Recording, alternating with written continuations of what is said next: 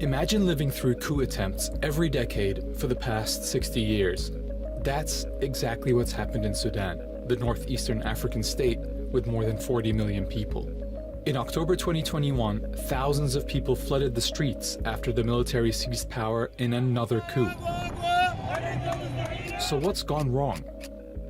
The most important thing to understand is that Sudan's economic hardships and political instability didn't happen on their own. It didn't happen out of a vacuum.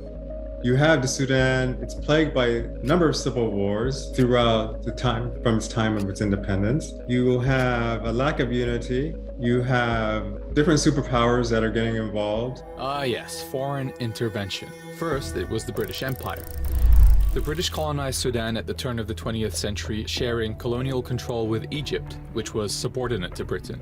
British colonialists invested heavily in the north, while Egypt ruled over the south. Britain put northern leaders in positions of authority, modernized schools, and encouraged Islam, while in the south, British rulers scattered power among hundreds of tribal leaders, and Christian missionaries ran the education system. This colonial tactic of divide and rule created socio-economic tensions that played a role in Sudan's future conflicts. And then it culminated with these various civil wars that occurred throughout the history of Sudan. Sudan gained independence from British colonial rule in 1956, but its troubles didn't end there. As part of the Horn of Africa, Sudan was extremely important in geopolitics. Injections of weapons from world superpowers, including the United States, aggravated existing class, ethnic, and religious tensions. In fact, Sudan has often been dubbed as, quote, Africa's arms dump. During the Cold War, Sudan was one of many countries ravaged by the US and Soviet Union waging war via local proxies.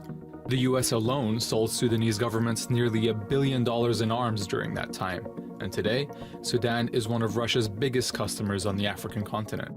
So, Sudan inherited colonial engineered ethnic tension and was armed by countries eyeing Sudan's geopolitical importance, and that's why it's not a coincidence that armed conflicts have consistently flared up in Sudan. Since gaining independence, Sudan went through 2 civil wars, just 11 years apart, the second of which left around 2 million people dead and more than 4 million displaced. Government-backed militia groups massacred countless Darfuri civilians in 2003 after anti-government armed groups began fighting the state. All this political instability meant the economy was going to struggle, which in turn only worsened the political instability.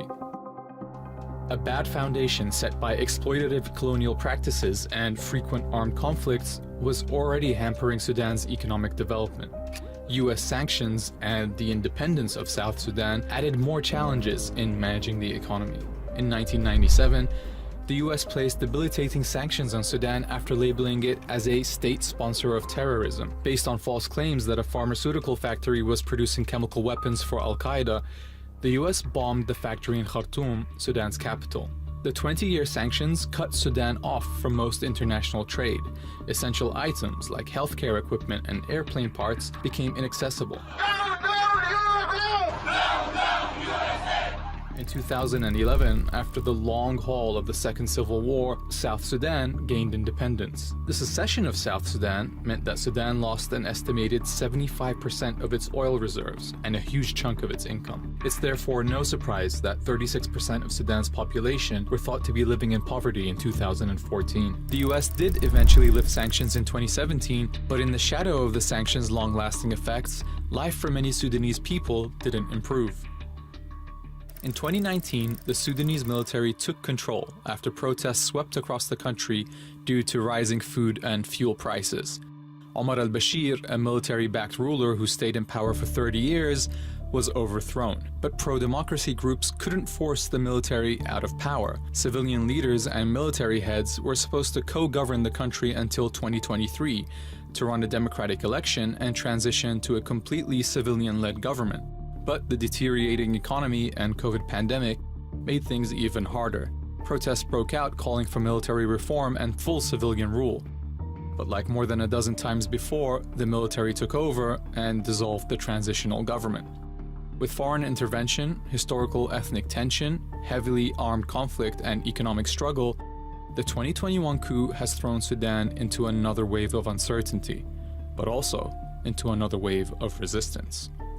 The people should have the power. The people have taken to the streets. The people are voicing their displeasure. For the most part, the people themselves are truly interested in removing the military from power and having democratic elections and having a civilian government.